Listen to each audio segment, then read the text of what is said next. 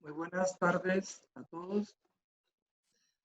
Espero que hayan tenido un día maravilloso, eh, muy productivo.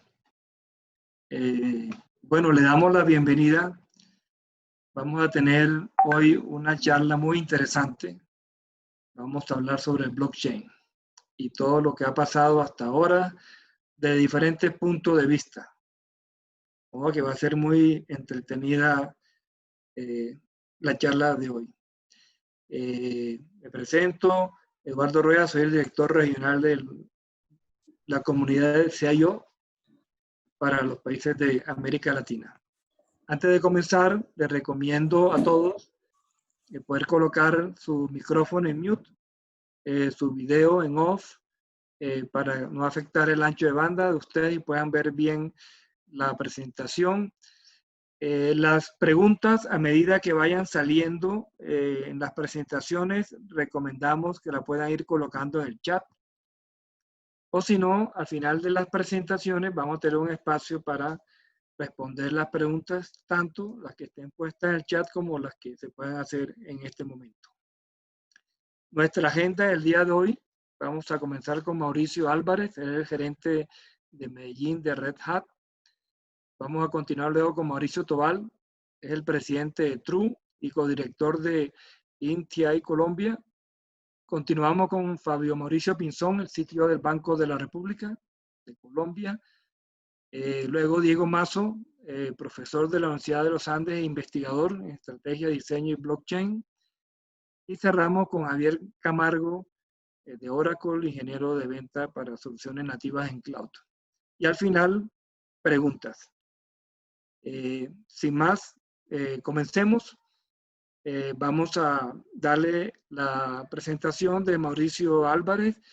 Mauricio es ingeniero de sistema de la Universidad EAFIT, becario Fulbright con una maestría en ciencias de la computación de la Universidad del Estado de Michigan, catedrático universitario en áreas de arquitectura de software, innovación y gerencia de proyectos. Mauricio ha trabajado en multinacionales como Microsoft y actualmente es el gerente de la oficina de Red Hat en Medellín. Bienvenido, Mauricio. Muy buenas tardes a todos, muy buenas tardes. Muy contento de poder estar acompañándolos en la tarde de hoy. Y la idea es en estos minutos iniciar una conversación. Lo que yo quiero trabajar aquí en este momento es que empecemos a mirar un poco cuáles son los orígenes de blockchain. Siguiente, Eduardo. Sí. Entonces, ¿cómo arranca blockchain? ¿Cuál es el problema que se quiere resolver? Hace mucho tiempo, digamos que uno de los mayores problemas que se tenía cuando se quería crear dinero digital era el problema del double spending. Cuando hablamos del problema del double spending es que una persona que tenga un dinero digital no lo pueda gastar varias veces, sino que en el momento en que lo usó, pues simplemente ese dinero ya no está en su posesión y se puede, y digamos que no se puede cometer ese tipo de fraudes. Ese problema estuvo latente hasta el año 2008, cuando un personaje que se llama, o se hace llamar Satoshi Nakamoto, publicó un paper en el que explicaba cómo se podía resolver el problema del gasto doble o del double spending. Y así es como nace blockchain. Blockchain nace para resolver inicialmente ese problema de evitar que se pudiera gastar dos veces el dinero digital, ¿cierto? Entonces ese es el nacimiento de blockchain. Lo interesante de esto y lo anecdótico es que Satoshi Nakamoto nunca se ha sabido quién es. A partir de ese momento desapareció de las redes, dicen que volvió a aparecer por allá en el 2014, pero nadie sabe con certeza quién es Satoshi Nakamoto o si ese era un nombre ficticio, un seudónimo que hace el hombre. Entonces eso es lo interesante. Lo importante aquí es que le dejó a la comunidad, a la humanidad, ese paper, y a partir de ese paper se empezó a desarrollar el concepto de blockchain.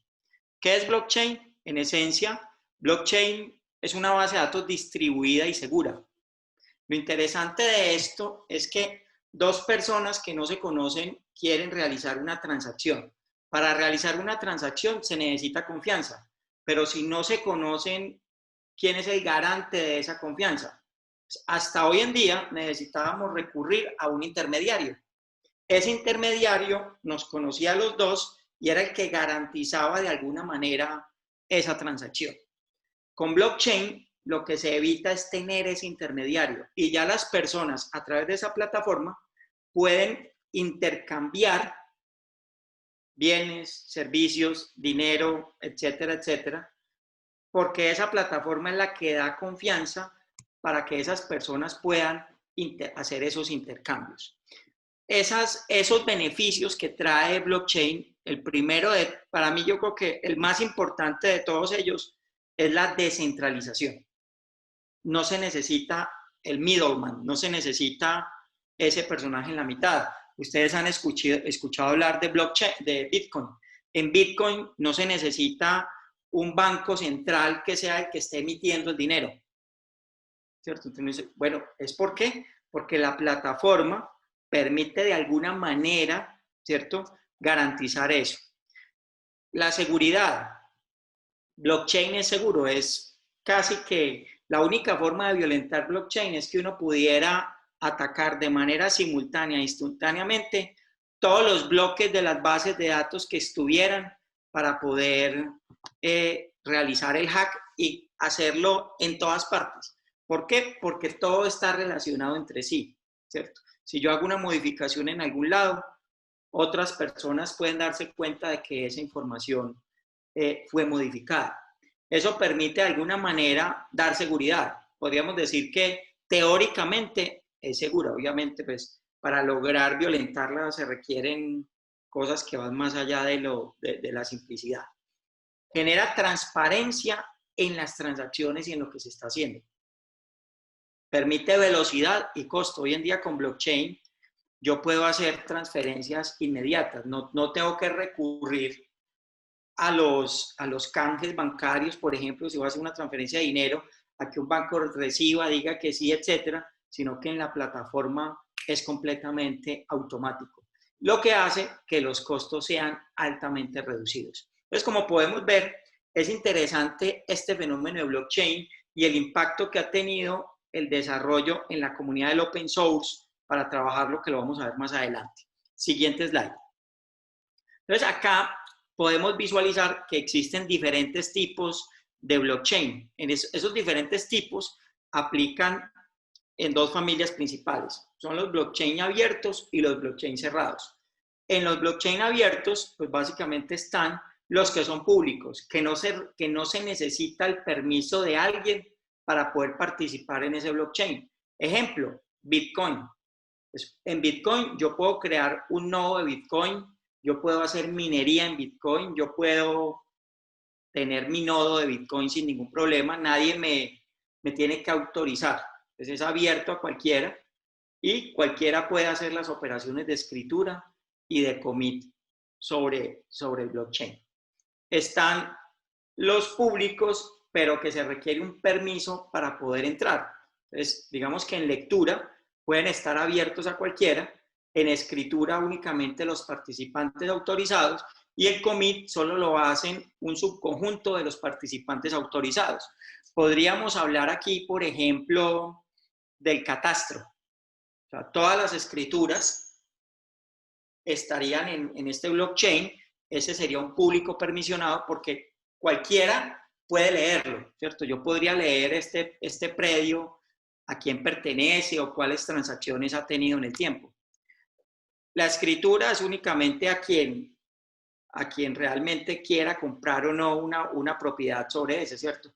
Y el commit pues lo hace ese subconjunto de personas que están realizando esa transacción. Entonces, como pueden ver, desde el punto de vista de abiertos, existen esas dos familias. Esta taxonomía también clasifica en blockchain cerrados. Y en los blockchain cerrados hay dos tipos. Hay un tipo de consorcio que se llama consorcio, donde es restringido a un conjunto autorizado de participantes. Ese conjunto de participantes que tienen un permiso para poder, ¿cierto?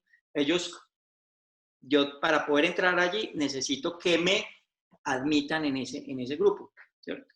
Y normalmente puede estar empleado por múltiples bancos que operan un ledger común, una cadena común. Y están los privados permisionados, que son las empresas. Es decir, que una organización tome la decisión de crear su propio blockchain. Es una entidad del gobierno. La Gobernación de Antioquia quiere generar su propio blockchain, lo hace. La República de Colombia quiere hacerlo, lo puede hacer. Y básicamente está restringido o limitado al conjunto de esos nodos autorizados y es operado por una entidad central. ¿Cierto? Entonces, dependiendo de esas funcionalidades, muchas organizaciones ya están empezando a crear sus propios blockchain privados. Siguiente slide. Y esto nos lleva al tercer tema que quería colocar sobre la mesa, y es cómo este primer paper que sacó nuestro amigo Satoshi generó todo una revolución alrededor de las comunidades del open source. Y las comunidades del open source empezaron a trabajar diferentes proyectos para desarrollar esas iniciativas de blockchain. Estas son las 5 iniciativas más importantes que hay hasta este momento, siendo la más relevante Hyperledger. Hyperledger lo que hicieron fue una comunidad que se reúne y están definiendo cómo se implementa ese blockchain. Ustedes pueden bajar el Hyperledger y montar su propio blockchain privado sin ningún problema. Existen otros como Ethereum, que es una plataforma de blockchain donde está en la nube y las personas pueden crear sus blockchain en la nube. Otros proyectos interesantes están Corda, Quorum y OpenChain. Hay una excitación muy fuerte alrededor del tema de blockchain porque ya se están empezando a usar, se están empezando a tener casos de uso que van a ser relevantes. Nosotros hemos venido trabajando con algunos sectores, sobre todo para el seguimiento de la denominación de origen de unos productos. Estamos trabajando desde Red Hat con unas iniciativas en el sector financiero y en retail. Aún no son casos públicos, por eso no puedo colocar digámoslo así, las imágenes en público, pero puede uno tener conversaciones en privado de lo que estamos haciendo. Eso era lo que quería comentarles inicialmente. Más tarde, si tienen alguna pregunta o alguna inquietud, estaré atento. Muchas gracias, Mauricio. Muy interesante la historia de cómo comienza blockchain y cómo ha tenido éxito, creo, porque nace dentro de la comunidad de código abierto y eso le da una relevancia, una importancia. Aquí están los datos de Mauricio para los que quieran luego poderse conectar con él directamente. Vamos a continuar entonces con Mauricio Tobar. Mauricio es cofundador y presidente de True y es codirector en INTI Colombia. Es ingeniero electrónico de la Universidad Nacional de Colombia con estudios de maestría en creación y gestión de empresas innovadoras de base tecnológica de la Universidad de Barcelona.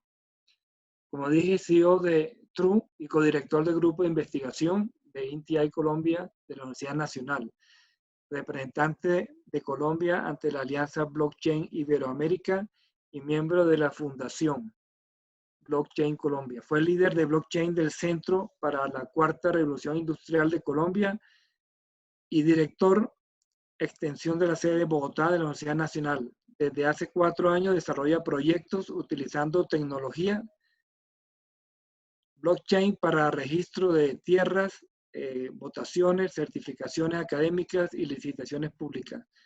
Coautor del prólogo para Latinoamérica del libro de blockchain, La Revolución Industrial de Internet, y coescribió un capítulo de organizaciones autónomas descentralizadas en el libro Comunidad Blockchain. Bienvenido, Mauricio. Eduardo, muchísimas gracias por la invitación. Es un gusto estar acá y poder compartir. Gracias por la oportunidad de aprender, de escuchar al tocayo y posteriormente a los otros panelistas y poder construir conjuntamente. Bueno, voy directamente a nuestra presentación. Ya Eduardo mostró algunos de los proyectos que hemos nosotros realizado, principalmente desde el Grupo de Investigación de la Universidad Nacional, desde INTI Colombia. Pero hoy voy a rápidamente a presentarles como los elementos que están muy calientes este año y que me parece que también son muy apasionantes alrededor de la tecnología blockchain. Entonces vamos a ver tanto a nivel global como en Latinoamérica y en Colombia. Y este es un tema que me parece muy interesante. El año pasado, en el foro de la OCDE en París, 3 bancos centrales se presentaban o presentaban su mirada alrededor de lo que es la Central Bank Digital Currency o las monedas de Banco Central, y ahorita lo vamos a ver. Y este tipo de discusiones cada vez se van a ver más. Ellos mostraban, 3 de ellos mostraban esta misma taxonomía del dinero. Y es que nosotros pensamos que el dinero es uno solo y de una manera, y ahorita lo presentaba Mauricio, que Satoshi con la creación de Bitcoin empieza a plantear unas preguntas en la sociedad muy interesantes y nos van a llevar a este tipo de cosas. Por ejemplo, miren que hay tipos de dinero que son persona a persona, como por ejemplo el dinero en efectivo que nosotros utilizamos. Eso lo podemos intercambiar persona a persona, no necesitamos una entidad intermediaria para utilizarlo. Pero también hay dinero que genera el Banco Central y hay dinero que no genera el Banco Central, que eso es algo bien curioso. Cuando niño, yo le decía a mi mamá, nosotros no teníamos mucho dinero, le decía a mi mamá, pues vaya y saque dinero del cajero, que eso es fácil, eso no tiene problema. Y ella, pues la reacción es, bueno, qué inocencia, pero en general empezamos a ver que el dinero no es único, no es solamente generado por el Estado, que hay dinero electrónico, que hay dinero que es universalmente accesible, y alrededor de todo eso hay una gran faceta de posibilidades como son, por ejemplo, la moneda virtual, que no todos, pues cuando tenemos plata en el banco, eso es dinero virtual, no es que detrás haya billetes o oros respaldando ese tema. Está también el cash, está también las monedas de Banco Central, y por ahí ustedes ven las criptomonedas que tienen, por ejemplo, esa característica de dinero electrónico. Particularmente Bitcoin no es generado por un banco central, es peer-to-peer y es universalmente accesible.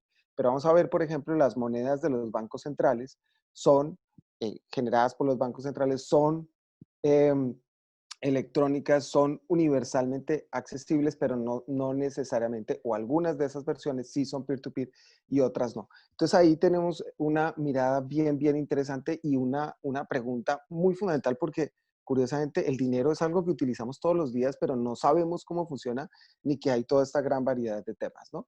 Y en ese sentido, seguimos, por favor. Eh, Miren esto, dinero de empresas. Eso es bien interesante. Y Facebook, una entidad con 2.300 millones de usuarios, sin contar los usuarios de WhatsApp, Instagram y los socios de Libra, pues plantean una nueva moneda digital global. Y esa moneda digital global puede llegar a más usuarios, si pudieran ponerlo de un día en el mercado, que están tratando de hacerlo, que cualquier banco en el mundo. Es algo impresionante. Y ellos prometen enviar dinero como si fuera un mensaje de texto, y es algo que también vale la pena analizar. ¿Por qué enviar una foto por WhatsApp cuando nos la envían nuestros tíos vale cero, 0 pesos? Y básicamente son unos y ceros. Eso es algo digital. Y cuando mandamos dinero también es digital y es lo mismo, unos y ceros, pero los costos son muchísimo más altos. Entonces ellos dicen, eso hay que acabarlo, las comisiones del 4 al 12% de esas transferencias internacionales definitivamente hay que acabarlas. También tiene una capacidad técnica en Facebook y puede ser un refugio para las crisis económicas. Ellos han tenido muchos problemas regulatorios, vamos a ver por qué. Principalmente, además, porque tienen una mala reputación con el manejo de los datos. Entonces, imagínense ahora si pueden ver también, además de nuestros datos e interacciones sociales, si ahora también pueden ver nuestras compras. Recuerden ustedes que lo que compramos muchas veces habla más de nosotros que lo que nosotros podemos decir. Eh, una desventaja fundamental es que les plantean una dicotomía en temas regulatorios, y voy a adelantarme en el tema de privacidad y Know Your Customer, y es que les dicen, oiga, ¿usted garantiza la privacidad de los usuarios con esta moneda? Sí, la garantizo. Ah, entonces usted no conoce a su usuario, entonces no cumple por ahí. Usted cumple conozca a su usuario y con todo el tema de Know Your Customer. Sí, lo cumplo. Ah, entonces no protege la privacidad. Entonces, por cualquiera de los dos lo están cogiendo los reguladores, principalmente porque plantean hacer una moneda global. Entonces les ha tocado recular y decir, no, no será una moneda global, será una moneda de cada país como un libra, US dólar, etc. Y la pregunta es, bueno, y esto choca con intereses de los bancos centrales, de la banca privada, de reguladores y del negocio de remesas. Y por eso también han tenido una gran oposición. También, ¿qué pasa cuando no cumplen los términos y condiciones de Facebook? Te suspenden la cuenta. ¿Qué pasa si tienes dinero? ¿Te pueden suspender tu dinero? Eso es algo para revisar fuertemente. Y los riesgos, puede ser utilizado en preferencia a las monedas fiat locales. Puedes perder tu privacidad porque efectivamente ellos van a poder ver los datos de tus compras y ese cruce de información financiera con redes sociales. Seguimos, por favor. La Central Bank Digital Currency, y pongo China porque es el que está liderando toda esta movida. Evidentemente, si podemos ahorrar en costos de generación y transporte de dinero de efectivo, es una gran ventaja. Si podemos también tener unos pagos transfronterizos económicos, es mucho mejor. Y la posibilidad de abrir directamente desde el Banco Central billeteras para los ciudadanos y que no se necesita cuenta bancaria. ¿Eso qué implicaría desde el punto de vista de inclusión financiera? Y si lo combinamos con Facebook y si lo combinamos con criptomonedas, ¿qué puede significar? Todo esto habilitado por blockchain. ¿Cuáles son las desventajas? Es la primera vez que se usa, entonces van despacio los bancos centrales. Tú puedes simplemente, si programas este sistema para que puedas generar nuevas monedas simplemente moviendo un numerito, pues eso es un tema complicado para temas de inflación. Puede replicar el sistema actual y eso pues al final no solucionaría nada. Puede desintermediar la banca privada y eso puede ser algún problema importante. ¿Y qué pasa con el crédito que generan los bancos, no? Los usuarios también podrían preferir las monedas de los bancos centrales que tener y ponerlo directamente en esas billeteras de los bancos centrales y no en los bancos privados. Y los riesgos para los usuarios, evidentemente, como en el caso de China, que tiene un historial de vigilancia supremamente fuerte sobre los ciudadanos, ¿qué puede implicar eso?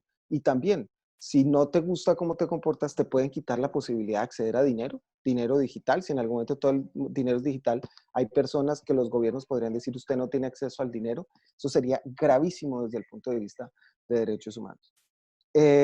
Y pues yo me imagino que de esto también nos podrá contar un poco Fabio ahorita del Banco de la República, que sé que tiene un equipo técnico muy bueno trabajando en el tema. Y está el dinero privado descentralizado como Bitcoin, que como muy bien lo comentaba Mauricio, cualquiera lo puede utilizar, tiene esas ventajas, no puede ser quitada su propiedad, también como los anteriores puede ser refugio de valor ante crisis. La emisión de dinero, esto es muy importante, no puede variar en este caso, está definido por el código cuánto dinero se puede generar o cuánto es la tasa de emisión nueva de dinero y eso no se puede cambiar y cada 4 años va bajando la tasa de crecimiento del nuevo dinero. Es semi-privado, no del todo privado, tiene seguridad y confiabilidad. Las desventajas es altísimamente volátil, sube y baja, es una montaña rusa muy fuerte. Su usabilidad aún le falta mucho, es muy deficiente utilizar este tipo de cosas. La escalabilidad tiene un problema, a veces cuando se utiliza mucho la red las comisiones suben mucho y se demoran las transacciones. El consumo de energía, ustedes han escuchado que se consume tanto como Chile, como país, en unas redes como las de Bitcoin. Eso tiene de ancho como de largo para analizar, no simplemente nos podemos quedar con esos números. La adopción, no hay adopción, entonces aún. Entonces es muy difícil que te reciban los Bitcoins en algún lado.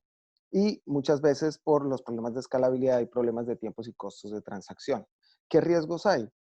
Es aún en un experimento que tiene 11 años, pero que sigue siendo un experimento, pese a que en 11 años ha funcionado muy bien. Si llaves privadas, pierdes tu dinero. Entonces no tienes a quién reclamarle y entonces tienes la propiedad de tu dinero, pero también ahora tienes la responsabilidad. Tú escoges. Y la regulación es restrictiva en algunos países a nivel internacional y en algunos hay poca claridad regulatoria, como es en el caso de Colombia. Seguimos, por favor. Y además de eso, ha salido un tema que se llaman las finanzas descentralizadas. Y si ustedes ven, en julio no habían 2 billones de dólares puestos en estas plataformas o en estos contratos inteligentes, que básicamente es eso que nosotros hacemos con los bancos de ir a pedir prestado o de prestar. Se puede hacer sin intermediarios, sin estudio de crédito, es más, sin ni siquiera saber tu identidad. Simplemente a través de un contrato inteligente, si tú quieres prestar dinero, te pagan unos intereses. Si tú quieres pedir prestado, tienes que pagar unos intereses que están establecidos en el contrato inteligente. Y en menos, miren, en julio estaba en 2 billones de dólares lo que estaba puesto en estos contratos inteligentes y en 2 meses subió a 10 billones de dólares y en este momento pues tuvo una caída y está en 7.7 billones de dólares. Es un movimiento pues brutal. Ustedes pueden ver a la derecha cómo se ve estas plataformas para poder hacer préstamos y pedir prestado en el mundo DeFi sin intermediarios, y esto tiene unas cosas positivas y podría ser un disruptor importante en estos sistemas financieros sin el acceso a crédito, sobre todo en países como el nuestro, que es muy difícil y donde se le presta al que no necesita. Y también para generar negocios, para acceder a capital para negocios, ¿no? Seguimos, por favor. Y tal vez en Colombia el tema ha habido mucho movimiento y seguramente hoy vamos a ver muchos de esos casos. Particularmente en el grupo de investigación estuvimos trabajando en el tema de licitaciones públicas para desarrollar un proyecto donde poníamos todo el proceso junto con la Procuraduría General de la Nación y otros actores como el Foro Económico Mundial con financiación del BID en blockchain y hacer transparente todo el proceso y que todos esos registros que vamos poniendo no se puedan eliminar una vez se han registrado. Y provocamos que la sociedad civil venga y nos ayude o que le ayude a la Procuraduría a encontrar posibles casos de corrupción. Y el tercer elemento son recomendaciones de política y normatividad, y lo que ustedes pueden ver ahí, con ese nombre lo pueden buscar en internet, es un informe del Foro Económico Mundial presentando la experiencia que tuvimos con recomendaciones de política pública a todos los países del mundo, basados en lo que pasó en Colombia y lo que desarrollamos nosotros, para cómo los diferentes países pueden utilizar blockchain en licitaciones públicas. Seguimos, por favor. Y un tema que me parece clave y que particularmente por alguna razón no exploramos o no ve uno nadie preocupado por estos temas, y es el tema de la confianza, y ahí entro ya en lo que estamos mirando desde True. Todo lo que ustedes ven en ese mapa mundi, que no sea solo oscuro, tiene unos niveles, son países que la confianza entre personas está por debajo del 40%. Si yo confío en una persona, en un ciudadano que está por debajo del 40%. El caso de Colombia está por debajo del 5%. Y si seguimos a la siguiente gráfica, vamos a ver que, por ejemplo, en el caso de Estados Unidos, la confianza en el gobierno en los últimos 80 años ha caído de un 80% a un 20%. Y si seguimos a la siguiente gráfica, vamos a ver que esa confianza, porque ahí dice 2015, en los últimos años, 2017, 2018, no se recupera. Y cuando vamos al caso de Colombia, es que los colombianos no confiamos ni en los empresarios. O sea, ese 5% significa que no confiamos en absolutamente casi que ninguna institución. Y como podemos ver en la siguiente gráfica, hay una relación entre los niveles de confianza entre las personas y las instituciones y el crecimiento económico. Y eso se explica de una manera muy sencilla, lo describió un profesor en 2001, y es que, claro, si tú quieres hacer negocios y necesitas, y no tienes confianza, pues necesitas contratar abogados, o necesitas contratar seguros, o necesitas ir a un juez, o sea, pones una gran cantidad de fricción para poder hacer negocios, mientras que los que sí tienen confianza pueden hacerlos mucho más rápido y en vez de tener todos esos intermediarios y costos, están pensando en el siguiente negocio. Y eso tiene una relación directa. Entonces, desde True hemos visto eso, y en la siguiente diapositiva vamos a ver que eso en el mundo digital también tiene un impacto y se está perdiendo la confianza en el mundo digital, porque básicamente la mitad del tráfico es humano en Internet y la otra mitad no lo es. La otra mitad son bots. De esa mitad, la mitad de los bots son buenos, nos ayudan a encontrar información, a indexar información, y la otra mitad son malos, son bots que están dando clic en publicidad y que nadie lo está viendo, y eso es un problema, o es una pérdida de dinero por cerca de 16 billones de dólares al año. Entonces, en True, ¿qué estamos haciendo en la siguiente diapositiva? Para ya ir terminando, queremos combatir el fraude digital, proteger la privacidad de los usuarios y recuperar la confianza en línea a través de eso, de verificar que el tráfico sea más humano, y lo hacemos, si pasamos a la siguiente diapositiva, bueno, perdón, puedes volver un momento, a través de una prueba de humanidad que lo que busca es identificar si detrás de una pantalla hay un ser humano o no, y que podamos verificar eso sin necesidad de identificar su identidad, dándole esa privacidad que necesitamos ahora más que nunca, no solamente por la revisión que están haciendo las Big Tech de nuestros datos, sino también algunos de los estados a través de la pandemia.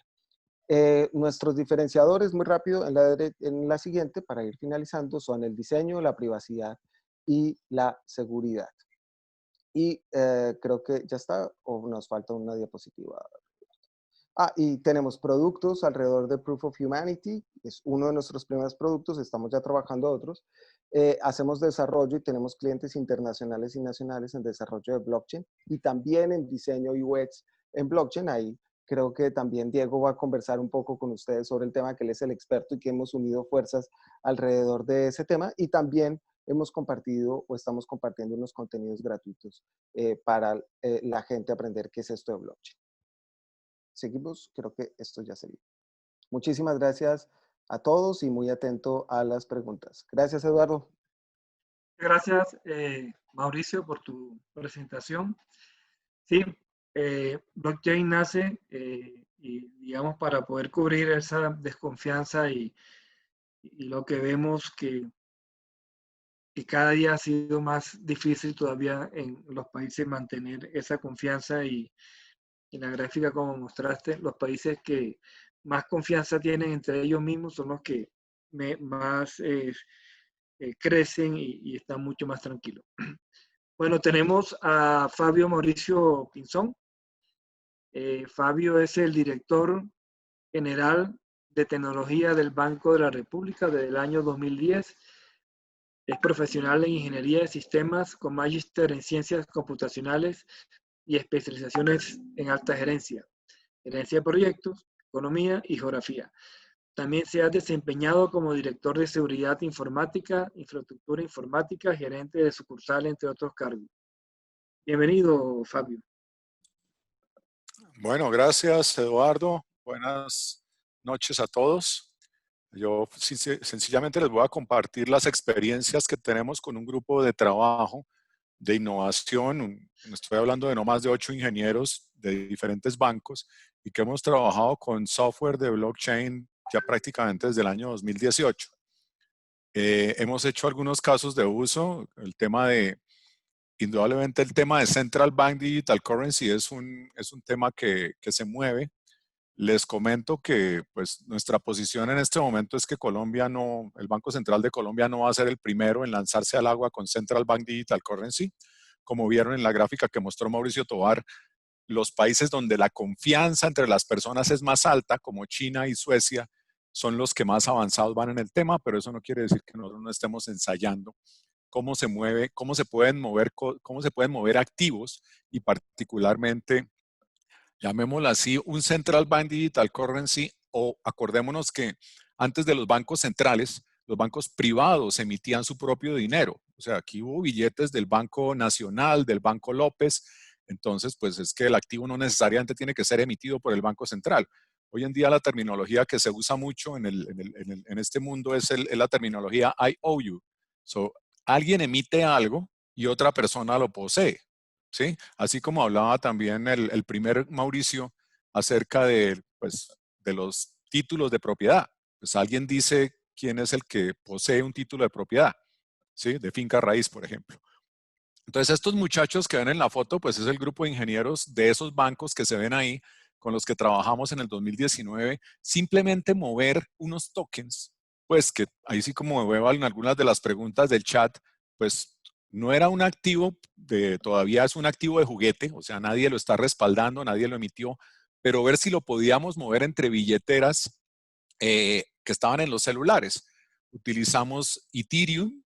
Al utilizar Ethereum y particularmente, como lo mostraba también José Mauricio, pues hay una evolución de Ethereum que se llama Quorum, que realmente es para consorcios cerrados, o sea, es para blockchain permisionado, cerrado, solo un grupo de miembros puede entrar, y esos éramos los bancos que estábamos ahí, más la superfinanciera también, y esta gente puso a funcionar una transferencia entre billeteras inventadas por cada banco. Inclusive en ese momento nos inventamos la billetera Banco República, pero pues eso en la realidad legal tiene muchísimos temas por delante, pero técnicamente se podía. Y movimos esos tokens al estilo Ethereum con un estándar que se llama ERC20 y pasamos tokens entre billeteras en los celulares. Next. La siguiente, Eduardo, por favor. Gracias. Entonces, ¿qué hemos hecho? Pues efectivamente en unas primeras etapas descargamos Ethereum Get, ¿sí? Jugamos con Ethereum Get. Ethereum Get, cuando uno descarga eso, pues funciona como Ethereum, entonces se generan bloques cada 10 segundos. Uno tiene una cantidad de Ethers jugando, pues son Ethers de mentiras, pero se necesitan para el gas, se necesitan para que los bloques se muevan, se necesitan se necesita generar un Ethereum ficticio para que esto se mueva. Quorum cogió el software de Ethereum y le metió un contrato inteligente para que esto dejara de ser llamémoslo así, por lo que se llama prueba de concepto o proof of work en Bitcoin, y simplemente hicieron un contrato inteligente para que nos pusiéramos de acuerdo en un consorcio cerrado.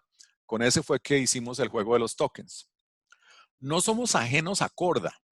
R3 no es blockchain exactamente. O sea, ellos hacen consenso a nivel de transacción, no a nivel de bloque. Entonces eso quiere decir, y para eso utilizan unas notarías que realmente funcionan como listas negras de las transacciones entre A y B que ya se han usado. José Mauricio decía, estamos hablando de algunas transacciones, estamos hablando de hacer consenso, de no hacer double spending, y en Corda el double spending se controla con notarías y a nivel de transacción, no con bloques.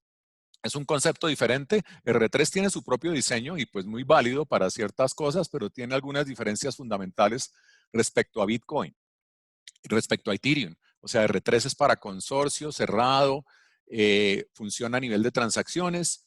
Tiene también un concepto muy interesante en la arquitectura que se llama el issuer y el owner del activo. En las preguntas del chat veía uno, pero ¿quién responde por un activo? Pues el que lo emitió. O sea, tiene que haber un nombre del emisor del activo. Si hiciéramos un Central Bank Digital Currency, pues el issuer efectivamente sería el Banco Central y el owner sería pues el que lo tiene en la billetera. Así sería, esta sería la analogía con el efectivo. Y finalmente, como ven ustedes, incluso en la diapositiva de José Mauricio, estamos usando Hyperledger, es uno de los que tiene la mayor base de desarrolladores, se descarga también, pero si uno mira después ya en la realidad, pues finalmente, si uno quiere usar Quorum y quiere tener soporte y no pertenecer pues a la base abierta y el software no necesariamente el abierto, sino el más elaborado y soportado, pues uno tendría que entenderse ahora con una empresa que se llama Consensys, que le compró Quorum a JP Morgan. R3 es una empresa de software propia. Tú vas a licenciar la versión Enterprise de R3 y pues vas a pagar por transacción. En el sitio de IBM se puede ver ya que te vendan en la nube de IBM, te arriendan ya la plataforma de Hyperledger Fabric. O sea, puedes entrar a la nube de IBM, a la nube de R3, inclusive de Quorum, y ya vas a tener en la nube una plataforma de blockchain para empezar a jugar, para empezar a probar. ¿Sí? En el 2020, recientemente, digamos en este primer trimestre del 2020, logramos en una blockchain cerrada, utilizamos Hyperledger, ¿sí? Definimos que el ledger era igual para todos. Eso también es importante. Por ejemplo, si uno usa R3, lo que está en la base de datos no tiene que ser igual para todos. O sea, de pronto cada cual guarda solo lo que le interesa, ¿sí? En la nube de Hyperledger usamos información no solo de las transacciones públicas, por ejemplo, lo que pasaba entre un banco y otro, sino, por ejemplo, información privada dentro de las transacciones. Porque a mí me puede interesar es que, no sé, que el banco A le pasó plata al banco B. Next, por favor, Eduardo, y con eso puedo explicar un poco mejor esto. Gracias. O sea, yo puedo, digamos, este es el dibujo que hicimos en el 2020. Cada banco, estamos 3 bancos jugando, cada uno tenía, curiosamente, sus infraestructuras en una nube diferente. Nosotros somos Microsoft, pero otro banco utilizó la nube de Google, otro utilizó la nube de Amazon. Ninguno utilizó la nube de R3 o la nube de IBM en este caso, pero también en la realidad nosotros ya tenemos unos core y unas instalaciones on-premises, que son las que se ven en verde, ¿sí?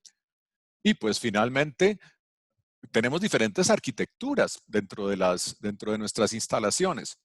Entonces ya empezar a simular este movimiento de activos, pues fíjese que era un poco diferente. A todos todos pusimos no blockchain, Pero además de que cada uno puso un nuevo blockchain, tenía que manejar un tema del front hacia sus usuarios, por ejemplo, hacia el celular, cómo hacían sus transacciones en celular, cómo se pagaba con el celular. Y por detrás, pues tenían que venir al Banco de la República a mover, digamos, lo que movieron entre sus bancos, pues no entre digamos, ellos mueven plata entre las personas, pero en Banco República nos tocaba ver cómo se movía la plata entre los bancos. Ahí en la gráfica ven en verde lo que tiene cada uno en sus instalaciones, en azul lo que montamos para el ejercicio. En nuestra arquitectura nosotros tenemos unos servicios financieros hacia los bancos, tenemos las cuentas de depósito de los bancos, o sea, el efectivo que está en la calle está respaldado en el Banco de la República con ciertas garantías que ponen los bancos comerciales para llevarse el efectivo a la calle. Y pues como en cualquier arquitectura de tecnología, pues teníamos un bus de servicios hay unos proxies y unos web services para simular esto. Entonces, un poco el tema del ejercicio, como lo mencionaba, qué pena, Eduardo, devuélvete una. Te prometo que, por favor, anterior si se puede, listo. Entonces, aquí escogimos Hyperledger. No, una hacia adelante, Eduardo, gracias. Entonces, aquí escogimos Hyperledger. Primero, porque esto es un grupo cerrado. Segundo, porque queríamos un ledger común para todos, en donde se viera todas las transacciones que habían circulado entre los bancos participantes. No se podía ver, por ejemplo, entre qué personas había circulado la plata. Eso era información privada solo entre las transacciones de dos participantes. En Hyperledger, entonces, ya no se usa, pues obviamente se usa el concepto de llaves públicas y privadas, pero nosotros además usamos las entidades certificadoras, que es un poco más arriba de llaves públicas y privadas. Y entonces, en todo este grupo de participantes, para que se dé la seguridad que tiene que tener blockchain o de efectivamente que haya transacciones, digamos, respaldadas por llaves públicas y privadas, hay que tener entidades certificadoras. ¿Sí? Y pues precisamente la seguridad de que entre alguien más o salga alguien del grupo está dado por la entidad certificadora central o raíz, y fuera de eso también por una aceptación del resto de los miembros de que entra un nuevo nodo a la blockchain. El consenso ya en un grupo cerrado pues ya deja de ser proof of work, y entonces ya estamos en un consenso que se arma por votaciones, o lo que en la teoría se llama Byzantine Fault Tolerant Algorithms. O sea, el famoso cuento de los generales bizantinos, porque finalmente, como ya todos nos conocemos, pues establecemos algún tema de consenso. Y en este caso particular, además, como nuestro grado de confianza era más alto, nos fuimos a un consenso tipo Raft, donde simplemente se escoge de vez en cuando un presidente del grupo, y ese presidente es el que responde por el tema del double spending. Eso fue algo que trabajamos en este ejercicio que nos pareció interesante por las reglas de negocio, no tanto por la arquitectura tecnológica, sino escogimos en este caso Hyperledger más por las reglas de negocio que teníamos que poner para mover los activos. Fuera de eso no hicimos activos emitidos por el Banco Central, sino se sabía quién era el issuer. Si el issuer fue el banco A o el banco B de ese activo, y finalmente es el que responde por ese activo que circula en la blockchain.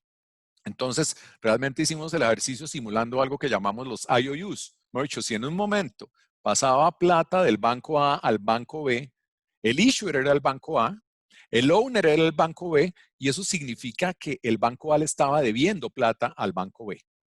Eso es así de sencillo. Next, Eduardo, por favor. Elaboramos un poco más sobre este ejercicio acá. Creo que aquí sobre este tema no hay mucho más que decir. Digamos, ahí se ve, digamos, que teníamos una red privada con las reglas de blockchain en las líneas negras, y estábamos utilizando ya en las líneas rojas nuestra infraestructura existente. Esto es algo que yo creo que no hay de otra en blockchain, y es que uno de la noche a la mañana no bota todo lo que tiene. Esto es como la migración a la nube. De hecho, la migración a la nube no se da de la noche a la mañana. Entonces, también empezar a usar blockchain, pues toca empezar a usarlo dentro de la tecnología que uno tiene, con las interfaces que uno tiene, y como verán, nos tocó, digamos, no solo poner los nodos de blockchain, sino construir la infraestructura naranja que servía para interconectar esa blockchain con el mundo que actualmente tenemos.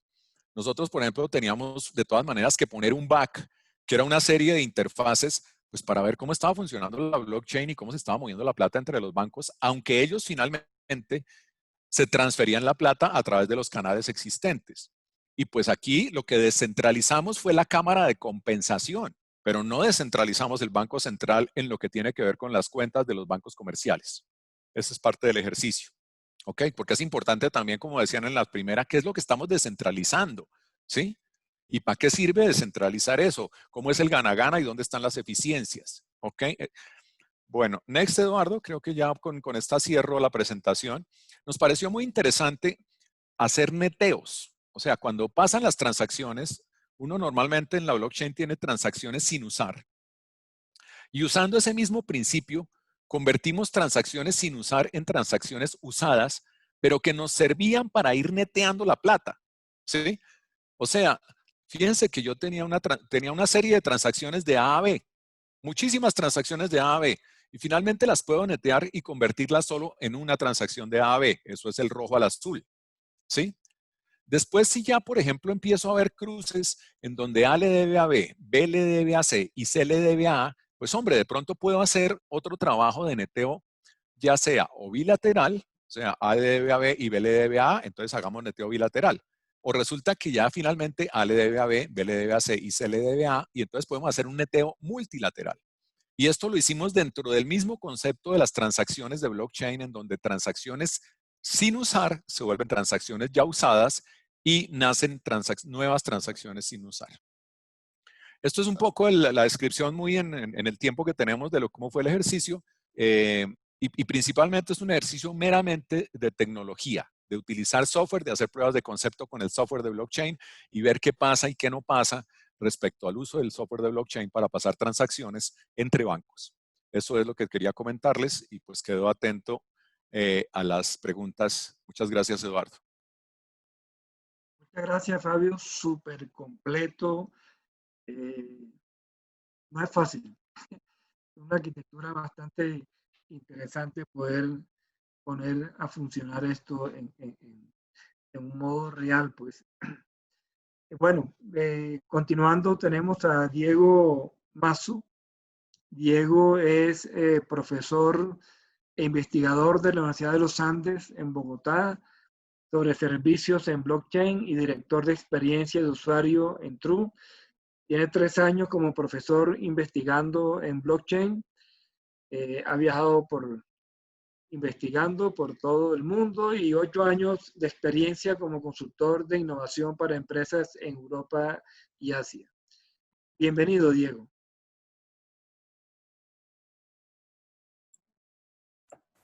Hola, muy buenas noches a todos, ¿cómo están? Les voy a compartir mi pantalla, ahí lo podrán ver. A ver. Sí, está bien. Perfecto. ¿Ahí ven mi pantalla bien? Sí. Bueno, pues muchas gracias, Eduardo, por la invitación. Un placer estar aquí con todos ustedes. Y pues ya con esta introducción tan buena que han hecho los otros ponentes, ya me dan pie a mi parte que va a hablar más de la innovación en servicios y en blockchain, que pues es de lo que yo investigo y también de lo que yo aporto en True como socio de Mauricio. Y bueno, vamos a hablar en particular de eso. Inicialmente les quería hablar de que la blockchain no es solo una. Y viendo las preguntas del chat, que había alguna que decía ¿cómo implemento una blockchain? Pues realmente blockchain no hay una en particular. El concepto de blockchain es una tecnología, pero esa tecnología ya la proveen diferentes actores. Como comentaba Fabio, pues puede ser desde R3, desde Corda, Quorum o cualquier Ethereum. Bueno, hay diferentes actores que involucra la tecnología y que pueden proveer ese servicio. Lo que cambia aquí es que ahora ya no es solo una blockchain, sino también la interoperabilidad entre las blockchain. Eso es lo que tenemos que tener muy en cuenta porque de aquí a este año o pocos años, va a ser una ventaja competitiva. ¿Por qué digo esto? Bueno, pues si nosotros en general, como parte de la investigación y dentro de True, tenemos diferentes clientes y trabajan en blockchains diferentes, desde Ethereum hasta RSK y pasando por todos los productos de Consensys. Y entonces ahí lo que vemos es que todas estas empresas están intentando crear puentes entre ellas. Es decir, Ethereum y RSK están creando puentes entre ellas. Luego se da el caso de Hyperledger Besu, que utiliza Ethereum, pero Hyperledger es otro proveedor de blockchain. Entonces, esos puentes se están dando cada vez más para intentar juntar características que son pues, de valor añadido de cada una de las blockchains, y eso implica claramente en que pues, se está interconectando cada una de estas blockchains. Obviamente, como comentaba Mauricio en la primera presentación, blockchain es open source. ¿Y qué implica esto? También Mauricio Tobar lo ha comentado, que todo lo que se crea, o inicialmente a nivel de pensamiento, todo el blockchain viene de un pensamiento bastante anárquico contra pues, sistemas establecidos como pueden ser los gobiernos, y lo que se crea es esta mentalidad y esta filosofía de open source, de compartir todo para construir conjuntamente como comunidad. ¿Y qué ocurre aquí? Les quería compartir esta comparación para que veamos cuál es la diferencia entre lo que es una mentalidad open source a lo que es una mentalidad más cerrada o lo que vemos como un negocio tradicional. Y esto lo comparamos con el apelativo de plataformas y protocolos. Las plataformas, pues ya conocemos como Facebook, Google y otras empresas pues, corporativas grandes. Lo que tienen es un poder central y ellos manejan todo dentro de esta empresa, crean productos y tienen un modelo de negocio definido, que igual en un inicio, cuando eran startups, no existía este modelo de negocio, pero posteriormente, cuando ya crearon, pues cuando dieron con el Product Market Fit, fueron capaces de crear ese modelo de negocio. Y todo lo que crean, toda esa tecnología que crean es propietario, ¿no? Probablemente esté incluso patentado como los algoritmos de búsqueda de Google, etc. Si vemos la parte de protocolos, es una mentalidad completamente diferente.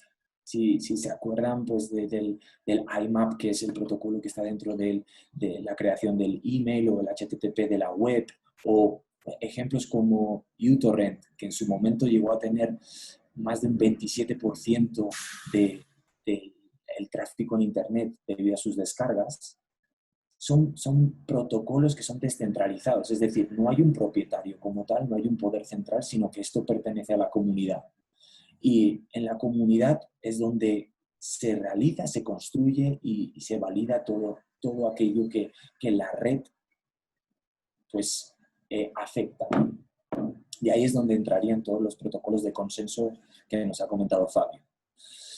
La diferencia principal también en estos de plataformas a protocolos, en protocolos lo que se crean no son productos, sino son estándares. Estándares utilizados por todo tipo de personas y diferentes tecnologías. ¿Qué ocurre con esto? Pues que a nivel de crear protocolos es bien difícil sacar un modelo de negocio sostenible. Y esto ha ocurrido con pues, los ejemplos que tenemos arriba, que es muy complicado conseguir que... ¿Se escucha? De las políticas gubernamentales, de las políticas de la empresa, y las normas, los procedimientos, y que está luego amparado o sustentado por los temas de herramientas, ¿no? Soluciones que puedo aplicar, ¿no? Entonces, todo eso de alguna manera es un conjunto de mecanismos que trabajan en conjunto, ¿no? Pero hoy por el tema del problema, yo creo inclusive que cuando soy más reactivo que proactivo, lo que genero prácticamente es querer atender y apagar un incendio cuando no he tenido quizás la visión de poder marcar. Les comento un caso que tiene que ver con el tema de seguridad, pero también tiene que ver con el tema de la empresa. Hoy en día, muchas empresas, y hablo de medianas, estoy enfocando mucho en las medianas porque las grandes tienen también sus problemáticas, pero quiero enfocarme un rato tocando el tema de tu compañero que habló, de las medianas las promotoras, las que están de alguna manera tratando de impulsar, ¿sabes? Que no son tan pequeñas, pero están en el término medio, que facturan, que tienen 30 años, 25 años, y que están en un tema de cambio de chip, ¿sabes? En estas cosas más de que la concepción de los especialistas que tienen internamente o que han tenido internamente, sencillamente ha sido para atender un tema muy particular, muy específico, ¿sabes? Pero nunca han marcado ¿Qué dentro pasó? de la ¿Qué estrategia de pasó? negocio poder aplicar las Eh, tecnologías per se, para que puedan llegar a un tema de Discúlpenme, no emprendimiento. sé si Edwin está en esta conversación o no, pero habíamos dicho que las preguntas iban al final. Sigue, Diego, por favor. Gracias. Entonces, como estaba diciendo, la diferencia entre plataformas y protocolos se basan en el open source que blockchain tiene, ¿no? Y la mentalidad de blockchain va en protocolos y eso es lo que quizá marca la diferencia de esos protocolos. Entonces, no sé si han oído hablar de los famosos forks, aquí yo les he llamado tenedores, para hacerlo algo más chistoso, pero realmente estos forks están cambiando el paradigma de la innovación. Y esto va relacionado con todo lo que tiene que ver con el código abierto. Es decir, el código abierto tiene esa facilidad de que todo el mundo puede construir sobre esto y por lo tanto, a partir de ahí, yo no tengo tengo la propiedad moral de mi código, pero cualquiera puede construir sobre ese código y crear nuevas aplicaciones. Y esto está creando realmente una revolución, que antes Mauricio Tobar comentaba algo, donde se están creando servicios basados en un mismo código que tardan en fabricarse mínimamente, porque utilizan esa base de código igual, incluso los servicios físicamente pueden llegar a parecerse. No sé si conocen Uniswap. Uniswap es lo que llaman un automated market maker, que lo que se pueden hacer es cambiar de diferentes, de token a token. En este caso se podría cambiar de Ethereum a otro token, podríamos decir DAI, si lo conocen, que es un stablecoin, o se puede dejar en un liquidity pool, ¿no? Una, por decirlo así, piscina de liquidez, donde sacamos ciertos beneficios, ciertos intereses de dejarlo en ese liquidity pool. Pues si se fijan aquí, Uniswap fue el primero que creó este Automated Market Maker y fue una revolución y ahora se considera en el blockchain de Ethereum como el corazón para intercambiar tokens y para sacar beneficio, sacar un pequeño interés de los posibles tokens que podamos depositar ahí. ¿Qué hicieron en RSK, que es una empresa argentina también conocida, bastante conocida en el mundo blockchain relacionado con Bitcoin, que mezclaron con smart contracts? Pues decidieron coger ese servicio y lo pasaron a su blockchain. Por lo tanto, crearon dentro del blockchain de RSK un servicio prácticamente igual muy parecido en código y muy parecido también a nivel del front. Y como vemos aquí, pues la comparación se ve que es principalmente, o sea, casi todos los elementos son iguales. Vemos que únicamente en Uniswap, pues, en RSK Swap han añadido nuevos elementos. Pero esto es el nuevo paradigma de innovación. Yo tengo accesible toda la investigación y desarrollo que se diría hace tiempo y lo convierten en un nuevo servicio que probablemente gana al anterior, al que fue pionero. Entonces aquí la pregunta que se plantea es, ¿cómo vamos a defender las empresas ahora con el código que está abierto para todos? ¿Cuál sería la defensibilidad de esas empresas? Y obviamente cambia radicalmente. Y aquí es donde entra todo lo que tiene que ver con la experiencia del servicio. Porque si yo puedo copiar el código y el backend va a ser igual o similar, o las funciones que yo le añada, ahí el diferenciador tiene que ser otro. Y muy probablemente sea la experiencia que vive el usuario final a la hora de usar ese servicio. Como antes comentaba Mauricio Tobar, uno de los servicios que ahora están en boca de todos en el mundo blockchain son las decentralized finance o finanzas descentralizadas. Y aquí hay tres argumentos que, bueno, ¿cómo se define este movimiento? Pues es un movimiento que articula las redes descentralizadas para transformar productos financieros antiguos o tradicionales, podríamos decirlo, y lo convierte en los protocolos que hemos hablado, en protocolos más transparentes y que funcionen sin intermediarios. ¿Por qué funcionan sin intermediarios? Porque son contratos inteligentes. Y esos contratos inteligentes, pues, por eso, como Uniswap, lo que hemos visto, vamos a ver un ejemplo con Compound Finance, son puramente las personas que cambian o que depositan dinero y los que piden prestado dinero. ¿Qué es importante aquí entender? Pues que la mentalidad de estas finanzas descentralizadas se basan en la comunidad, como hemos dicho, todo lo open source, pero esto tiene una trazabilidad y tiene una transparencia, que son las características que le añade blockchain. Por lo tanto, como hay un sentimiento de comunidad y se construye en comunidad, también se protegen de posibles fraudes o de posibles scams que se realizan. Y ahora vamos a ver un ejemplo particular de eso, porque es como yo puedo copiar todo y puedo crear un servicio en un corto plazo de tiempo, también en un momento dado podría escaparme con todo el valor que tiene mi servicio. No sé si han escuchado hablar de... Este fue el primer ejemplo y como la revolución de las finanzas descentralizadas, cuando fue la aparición de DAI, que es una criptomoneda, y esta criptomoneda es un stablecoin o una moneda estable, es decir, que tiene una relación directa con el dólar. Un DAI es igual a un dólar, y eso lo creó la empresa MakerDAO, que es MakerDAO porque DAO significa Decentralized Autonomous Organization, es decir, que es una comunidad de personas que lo que realizan es, o sea, tienen esa comunidad y a través de un contrato inteligente esa comunidad se gestiona y toma decisiones en base al consenso que tiene ese contrato inteligente.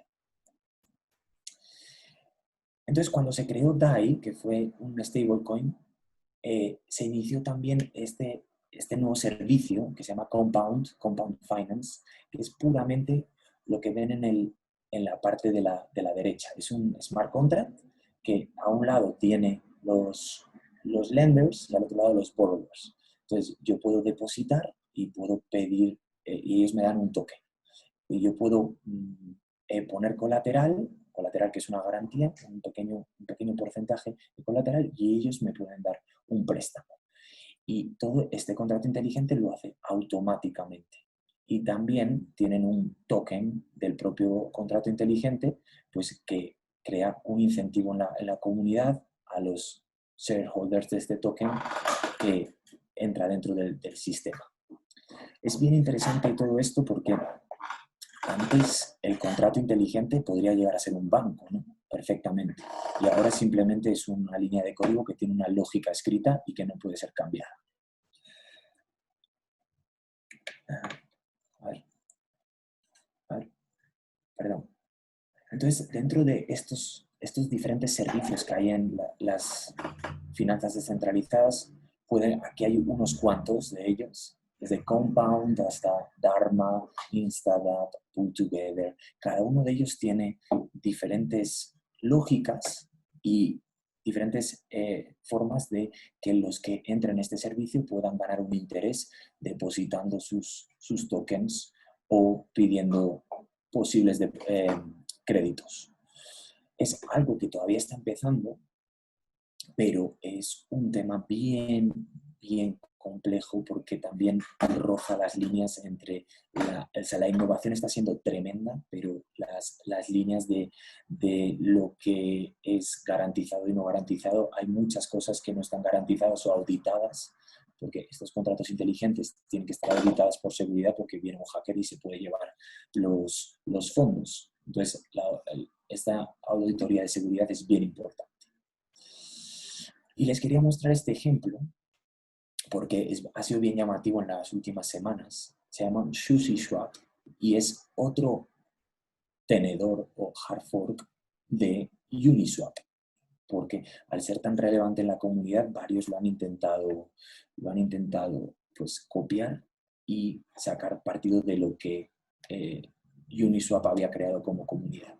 Entonces, en SushiSwap intentaron copiar directamente en un par de días un desarrollador anónimo con nombre Chef Nomi y copió eso y se aprovechó de todo lo que tenía Uniswap y le agregó un token como incentivo.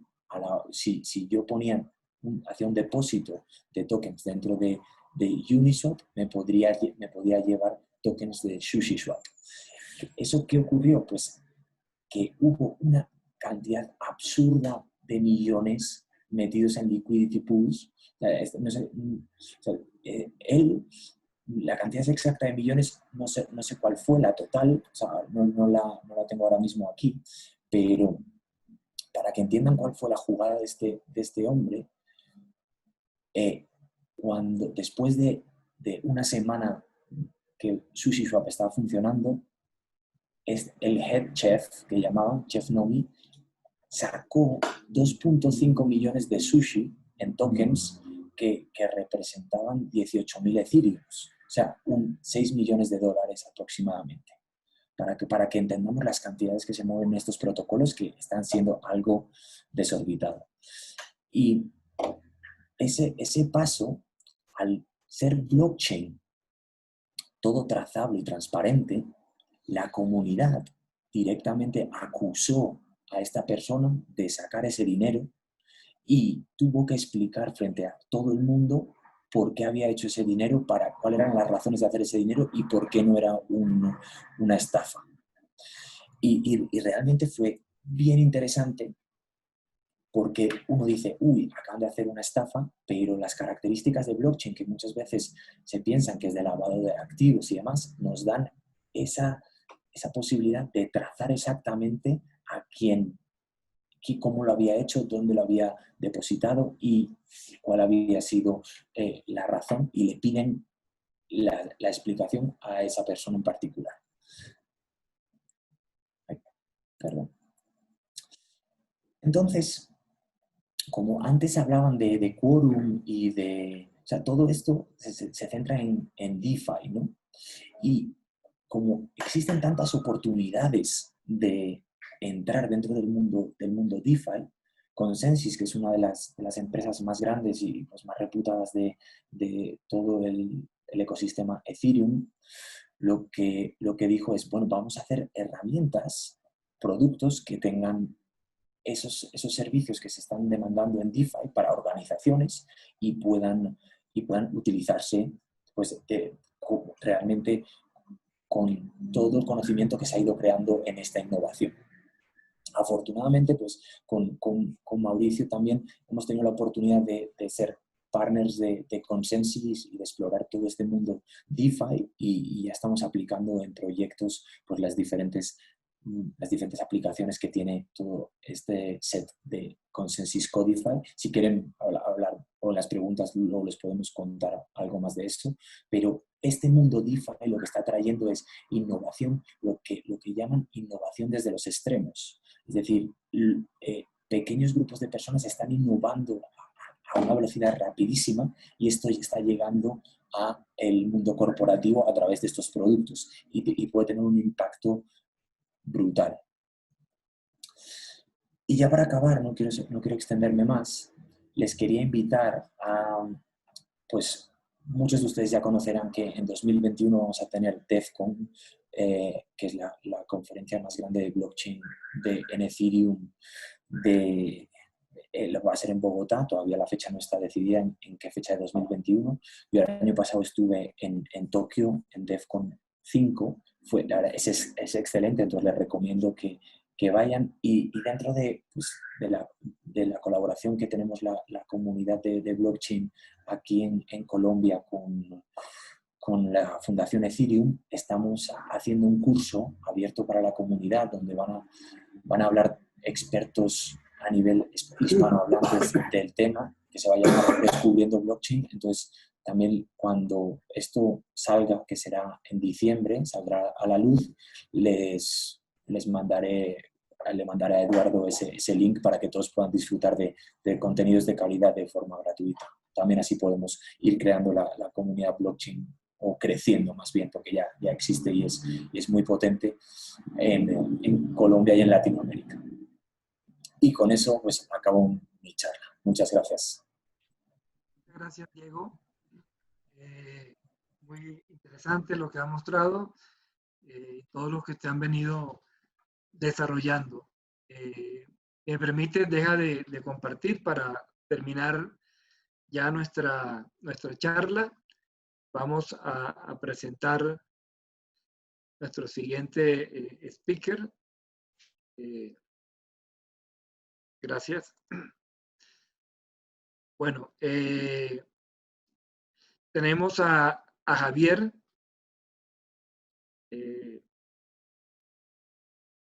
Javier Camargo.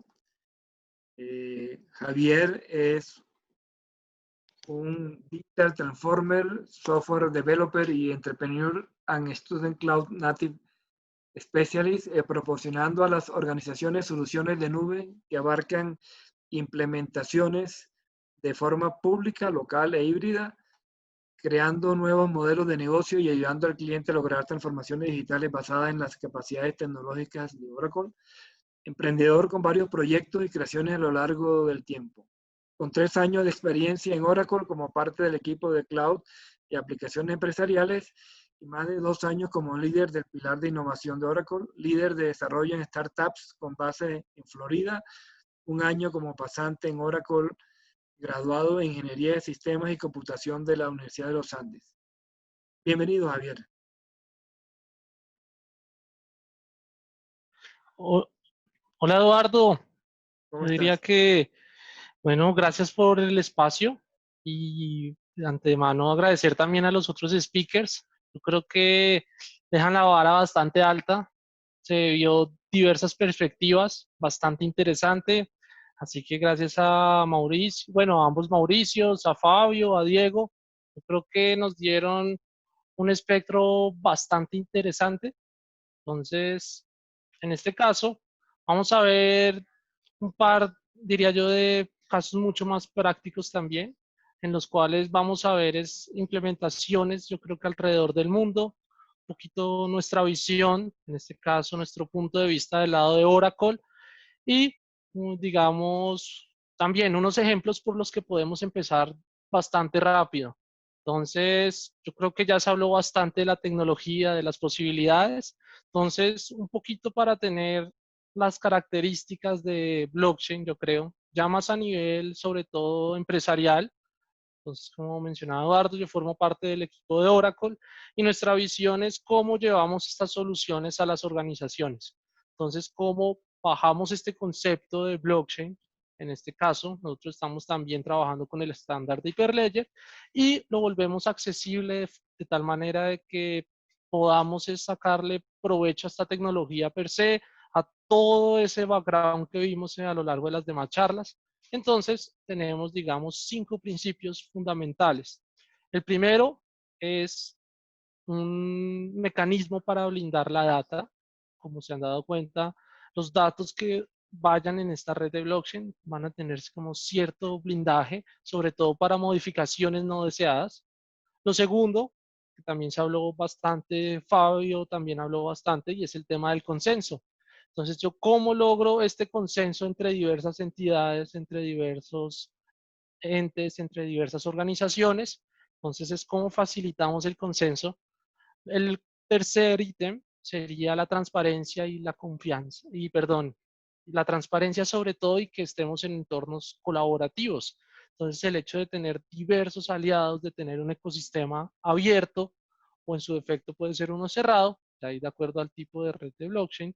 Entonces, el hecho de tener transparencia, de tener visibilidad de todo el ecosistema. El cuarto ítem, y digamos el más importante cuando estamos en entornos empresariales, es el tema de la seguridad y la privacidad.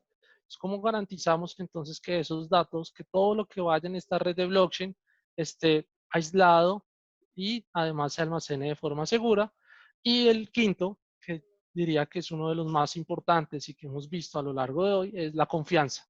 Es empezar a generar confianza en ecosistemas donde anteriormente no había, o en ecosistemas donde por su naturaleza es bastante difícil. Entonces ahí, Eduardo, me colaboras con la siguiente lámina.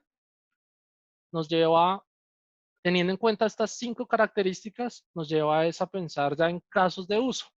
Entonces, estos casos que estamos viendo son varios con los que ya hemos trabajado.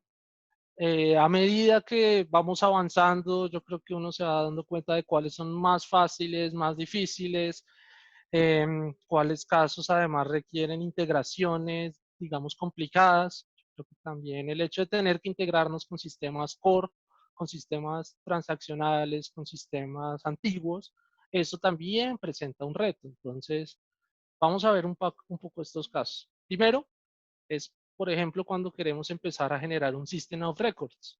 Cuando, por ejemplo, tenemos algún sistema transaccional, tenemos algún sistema que constantemente está generando notificaciones, un sistema donde también necesito el mapeo de estados.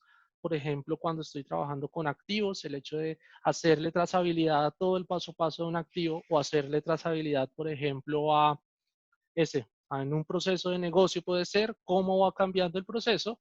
Entonces, cuando yo quiero empezar a hacer ese tipo de sistemas de registros, yo puedo irme por un escenario distribuido, donde mi fuente, donde yo, toda esta información, la guarde en una red de blockchain. Segundo, hemos visto ya casos donde se quiere implementar, por ejemplo, una nueva definición, un nuevo producto puede llegar a ser. Entonces, yo requiero un nuevo core. Un core que esté en la talla, digamos, y en la capacidad de aguantar, primero, transacciones y grandes cantidades de transacciones. Segundo, es donde, aprovechándome de los smart contracts, pueda tener esas definiciones, garantizar únicamente que voy a tener un smart contract válido, entonces mi producto se respalda en este tipo de definiciones tecnológicas. El tercero, yo creo que también lo exploramos a lo largo de hoy, es la fuente de verdad, un source of truth. En este caso es, por ejemplo, yo cuando tengo ya sistemas distribuidos, dispersos, cuando tengo diversas fuentes interactuando, diversos bancos puede ser, diversos consorcios, aliados, terceros, yo necesito una fuente de información, una fuente de verdad. Entonces, en este caso yo me baso en el consenso. De hecho, me baso también en todo lo que hay en el background de blockchain para tener esta fuente de verdad única. Entonces, acá nuevamente puedo incluir cualquier tipo de aliados. Cuarto, lo que les mencionaba al inicio en el System of Records, pero pensémoslo más ya en un proceso puntual de negocio. Entonces, a lo mejor es empezar a hacer esa trazabilidad granular del paso a paso del proceso de negocio, de los steps, además de ir llevando a medida que va avanzando el proceso su equivalente en una red de blockchain y asimismo empezar a utilizar esas cualidades como la confianza. Otra de las principales, y creo que no la mencionaron tanto en las charlas pasadas, es el no repudio. Es el hecho de decir, por ejemplo, que si esta transacción ya quedó en la red de blockchain, luego yo no puedo arrepentirme de esa transacción. Entonces, eso me ayuda bastante con el tracking de procesos.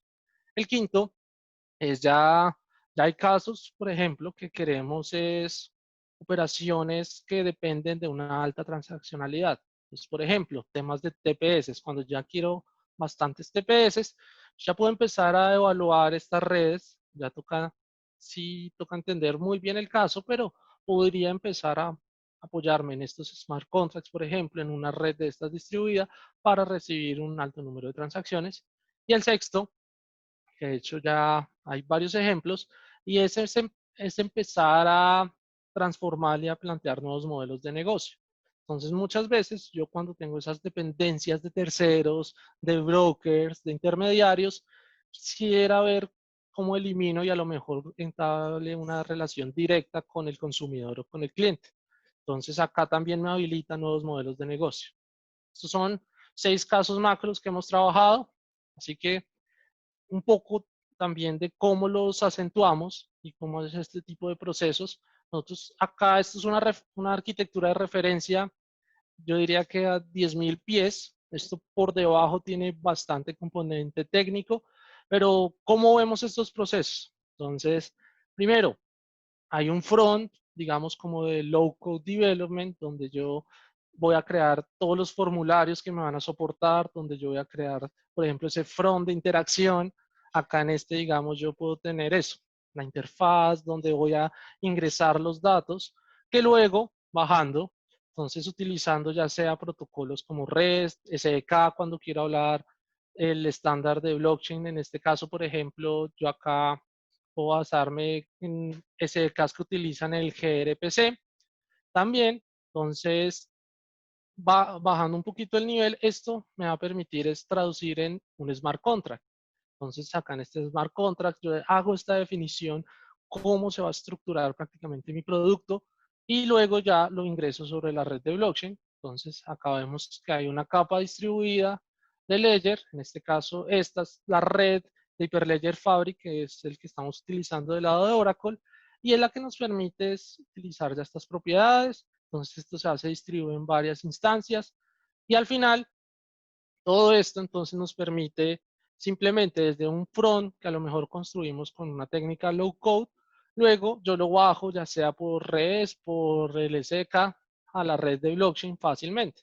Entonces por eso también se busca tener tema de agilidad, y esto además pues buscamos, digamos, la visión de Oracle es ofrecerlo en un esquema de plataforma como servicio, que en verdad asumamos del lado de Oracle toda la responsabilidad de tener la plataforma de blockchain andando y simplemente lo podamos acceder como un servicio. Y ya por debajo, todo esto utilizando capacidades transversales de la nube de Oracle. Entonces, esta es la arquitectura de referencia que hemos trabajado en los diversos casos. Si quieres ahí, Eduardo, me ayudas con la siguiente lámina. Y estos también, entonces, como les mencionaba al inicio, ya hay una serie de casos andando, en este caso, alrededor del mundo. Entonces hay casos, por ejemplo, de logística, donde Cargo Smart, ellos buscan y pasaron toda la documentación física, toda la documentación a mano alzada, ya la digitalizaron y están moviendo, por ejemplo, trazabilidad a lo largo de la costa asiática de documentos marítimos con redes de blockchain, en este caso con la arquitectura de referencia que veíamos. A nivel de banca, entonces AGIB, el conglomerado de bancos de Jordania, ellos entonces están haciendo transferencia cross-border de saldos entre sus propios bancos mediante una red de blockchain. A nivel, por ejemplo, de e-commerce, a nivel de puntos de loyalty, entonces llevar la lógica de estos puntos de loyalty, como les decía, lo de los cores. A nivel de supply chain, estos casos son de hecho los más comunes en blockchain. Entonces, por ejemplo, hacer una trazabilidad de todo el paso a paso que siguieron los minerales, o en este caso de Certified Origins, trazabilidad paso a paso del vino, por ejemplo, o del origen de un producto puede ser para garantizar la calidad. Y por último, acá vemos otro caso también de seres de facturación electrónica. Entonces, procesos como de conciliación puede ser, procesos de transferencia entre franquicias. Yo estos puedo dejar el respaldo de la metadata de esos documentos en la red de blockchain. Ahí me ayudas con la siguiente lámina. Entonces, un poquito más. De hecho, en educación ya hay bastante exploración. Entonces, por ejemplo, en China, ellos tienen ya nuevamente toda la traza de los diplomas, y al final te permite es que tú ingresas un QR, que por detrás corresponde al shellcode, haces una consulta sobre la red y sabes si efectivamente es verídico o no un diploma. Y bueno, también a nivel de reconciliación de facturas, como les mencionaba anteriormente. Y ya por último, pues la visión es tener un ecosistema abierto. Entonces, nosotros manejamos como esta especie de aliados, ISV, del lado de Oracle, Y ya cada uno de estos son diversos ejemplos. Ahí les recomiendo, si tienen tiempo, para revisar el de Helsing, para hacer el monitoreo remoto de pacientes mediante redes de blockchain, llevando toda esa trazabilidad y paso a paso. Entonces ahí, allá con la siguiente lámina. ¿Cómo empezó todo esto? Y digamos, parte del viaje hacia donde queremos llevar nuestros diversos clientes del lado de Oracle, es a pensar en MVPs. Yo creo que todos los otros speakers han mencionado que eso, que empezamos con una prueba de concepto, que empezamos es con unas hipótesis. Entonces, muchos de los procesos que estamos trabajando y de estos también empiezan es con hipótesis. Entonces, ¿por qué no probamos? ¿Por qué no hacemos estas suposiciones? Y la forma de materializar y evaluar si efectivamente tienen sentido es con los MVPs. Un mínimo producto viable, un alcance, un producto, determinemos los actores y listo. Empezamos ya con esta materialización de las redes de blockchain. Entonces, bueno, si quieres ahí me ayudas con la última lámina. Entonces, yo formo parte del equipo de Oracle, como les mencioné al inicio. Estoy enfocado en todos estos temas Cloud Native. Nuevamente trabajo bastante en temas de MVPs. Hemos hecho ya varios probando estas hipótesis, como les decía. Acá les dejo mis datos. Bueno, este es mi perfil de LinkedIn. Igual, si quieren más detalles, si quieren que les cuente también un poquito de estas experiencias con los MVPs, con esta tecnología, ahí podemos hablar. Y bueno, Eduardo, ya con esto finalizo. Así que muchas gracias. Muchas gracias, Diego. Hemos terminado. Vamos a pasar a las preguntas. Las preguntas las voy haciendo y algunos de los speakers están referenciados en las preguntas y si no, cualquiera de ustedes lo puede hacer.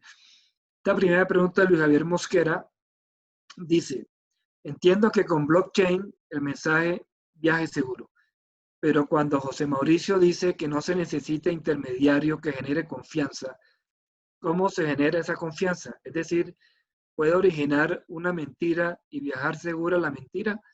¿Cómo blockchain impide que esto suceda? No sé quién la quiere responder. ¿Algún Mauricio? Si quieren, yo la puedo contestar. Dale, Mauricio.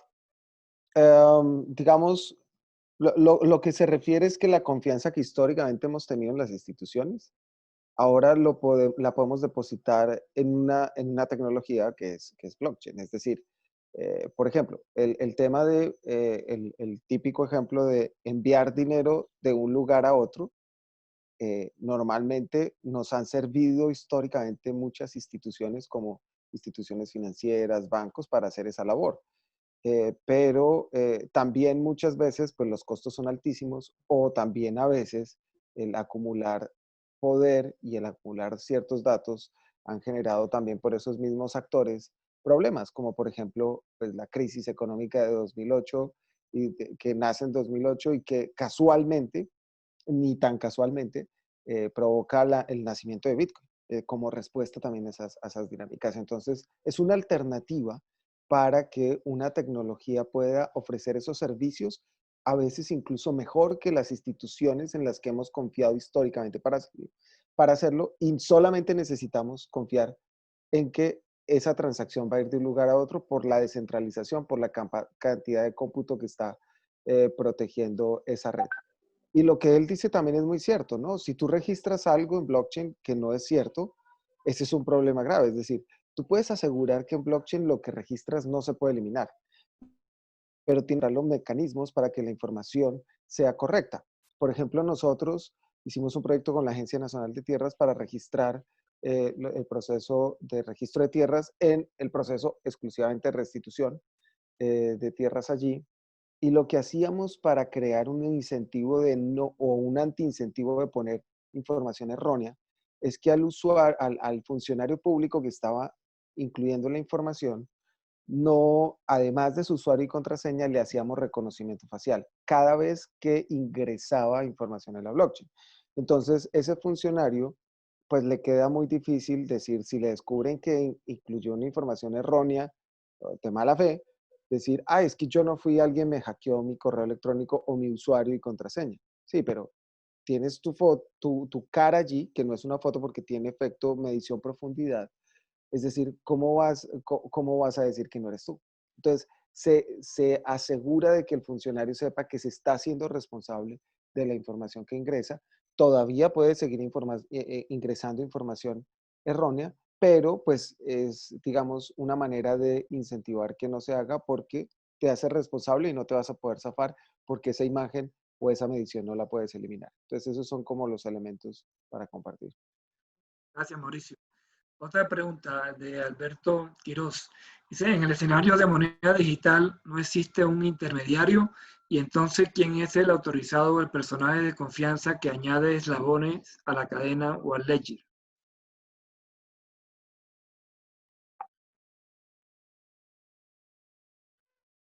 No sé si ahí Fabio de pronto quieres entrar. Bueno, listo, sí, ya no tenemos, ya no tenemos en el grupo a la persona que hizo esta pregunta, pero con mucho gusto. Digamos, en Bitcoin, pues creímos en la confianza de este grupo de privados que se inventaron esta red, digamos, pública y creemos en que Bitcoin tiene algún valor por los que se inventaron esto. En el que cuando uno tiene un dólar en la billetera, pues cree que los Estados Unidos le van a responder a uno por ese dólar, o cuando uno tiene un peso en Colombia, pues piensa que el Banco de la República le va a responder por ese activo. Al final, si yo hago una red privada, pues eso cuesta. O sea, alguien tiene que comprar los computadores, alguien tiene que poner a correr esos computadores que, bueno, si ya no están haciendo el famoso proof of work y están haciendo un grupo cerrado, pues finalmente ahora sí ya tenemos un costo inferior, ¿no? No hablemos de las grandes cantidades de energía, no, pues hay que pagar por el software o hay que pagar por los computadores y ponerlo a correr, y pues eso tampoco es, digamos, libre, sin ánimo de lucro, mucho. Uno tiene que de todas maneras, pues pagar esos costos de alguna manera. Entonces, la moneda digital, como quiera que la emita un banco central, o sea, una moneda privada, pues realmente los actores y los nodos que ponen en ese blockchain tienen unos costos. Punto. Mejor dicho, si hay unos costos de infraestructura, eso alguien lo tiene que costear y pues al final se lo va a cobrar al cliente. Hay intermediarios en Bitcoin que tiene relación con la otra pregunta que hace otra persona sobre las propinas. Mejor dicho, en un exchange yo puedo proponer una propina para transar unos Bitcoins y el exchange se queda con eso. Y efectivamente es una propina adicional en Bitcoins que el tipo se lleva por tramitarle a uno una transacción más rápido. Entonces, eso lo paga uno de todas maneras. Alguien va a pagar ese tema de lo que cuesta mover esa moneda digital. ¿Que es más barato que hacer billetes? Por supuesto. ¿Que es más barato que mover blindadas llevando billetes? Claro, pero tiene costos. Eso lo hemos analizado mucho, eso sí lo hemos analizado en el grupo. Digamos, lo que le cuesta, por ejemplo, a los bancos comerciales mover efectivo, a las blindadas, a las compañías de seguridad. Eso cuesta. Gracias. Gracias, Fabio. Otra pregunta de Rafael Rebolledo que dice, ¿qué tan válidos son esos contratos inteligentes desde una perspectiva jurídica?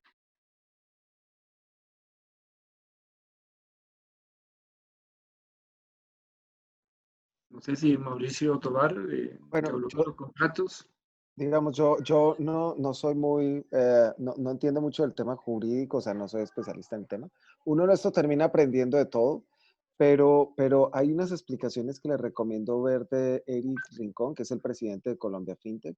Él sí es abogado y él dice que la reglamentación actual es suficiente para respaldar la validez jurídica de un contrato inteligente cuando se garantiza la inmutabilidad en blockchain, porque, digamos, no todas las configuraciones de redes en blockchain pueden garantizar eso, pero que cuando se garantiza por la descentralización, él tiene unos argumentos muy interesantes que dice que incluso con la reglamentación actual hay validez jurídica de esos contratos, pero digamos, para alguien que se dedica a la tecnología es difícil replicar esos argumentos que son bastante jurídicos. Ya, ok. Hay una pregunta de Hernán Ríos, dice, hola, ¿qué casos de éxito conocen en el sector educativo para la emisión de certificados de formación? ¿Y cómo sería el proceso? No sé si Javier quiere responder. Si quieres esa yo la tomo, Eduardo. Entonces, en particular, hay un caso que tenemos ahorita andando. De hecho, yo lo he estudiado bastante y es en China Distance Education Holding Limited, CIDEL. De hecho, este está público. Y ellos, entonces, ahorita todos los certificados, todos los diplomas de educación continuada, los están mapeando en la red de blockchain. Ahora, un poco más técnico, ¿qué es lo que se maneja? Y es que, entonces, ellos tienen todo su proceso de emisión tradicional, ellos también tienen un proceso de gestión documental y ya toda la metadata que respalda ese certificado, que además viene firmado electrónicamente, va a la red de blockchain. Entonces, en este caso va sobre este servicio de plataforma, se genera un chain code que se vendría siendo el respaldo y luego desde uno de estos fronts, por ejemplo, hay un código asociado a este chain code que es el respaldo y casi que ese bloque donde quedó almacenado. Entonces, con ese código yo consulto sobre mi red de blockchain, miro que efectivamente está respaldado y luego entonces yo obtengo ese certificado y puedo acceder y puedo visualizarlo. Ese es uno de los casos. De hecho, acá en Colombia estamos trabajando ya pues, con varias universidades. Estamos dando, digamos, pinitos apuntando hacia estos MVPs que les mencionaba. Efectivamente, el proceso sí es bastante similar. De hecho, acá en Colombia, pues nada, nos acoplamos, por ejemplo, a estos flujos para la firma digital y lo que buscamos es eso, guardar el respaldo, el soporte para decir si un certificado de educación es válido o no. Ahí yo puedo construir un poquitico sobre lo que dice Javier. En la Universidad Nacional hace ya un par de años, un poquito menos, hicimos también para educación continua en la Facultad de Ingeniería unos certificaciones utilizando blockchain. Y eso, digamos, es una respuesta a un problema muy grave. Yo no sé si ustedes saben que en Colombia hay un estudio que habla que cerca del 10% de las certificaciones académicas son falsas. La mayoría son de bachillerato, es decir, la mayoría no son de educación superior, pero pues todos hemos escuchado los casos que son los que salen de políticos que dicen que tienen un título y no los tienen, ¿no? Y, y en el caso de nosotros como empresarios, pues muchas veces tenemos que verificar en contrataciones que los certificados académicos que dicen es cierto y a quién vamos a contratar, y hacerlo a través de las universidades es un problema grande. O sea, el llamar, el mandar correos, etcétera, para poder identificar si efectivamente una persona hizo o no un proceso que dice de formación. Además que es muy injusto cuando una persona dice que tiene, por ejemplo, un doctorado que demora 6 años y no lo ha hecho, ¿no? Porque hay personas que se demoran 6 años. O sea, es un nivel de injusticia muy, muy fuerte. Y entonces lo que hicimos es que a través de una plataforma, las personas tenemos unos demos incluso de cómo funciona. Un contrato inteligente genera para ese curso todos los diplomas de manera automática, un PDF, un código QR y un hash. Se le envía automáticamente con el contrato inteligente un correo electrónico a la persona, al estudiante, con toda esa información. Y el estudiante sí ya es libre de compartir esa información, ya sea en su red de LinkedIn o ya sea enviándole el PDF a ustedes como la persona, la entidad que los va a contratar. Y ustedes lo que pueden hacer es, ya sea con el hash o con el PDF llevándolo a la plataforma o con el código QR, haciendo una lectura del código QR, verificar esa plataforma está, como comentaba Javier, conectada a la red de blockchain. Y va y pregunta a esta persona si hizo este proyecto de formación o no.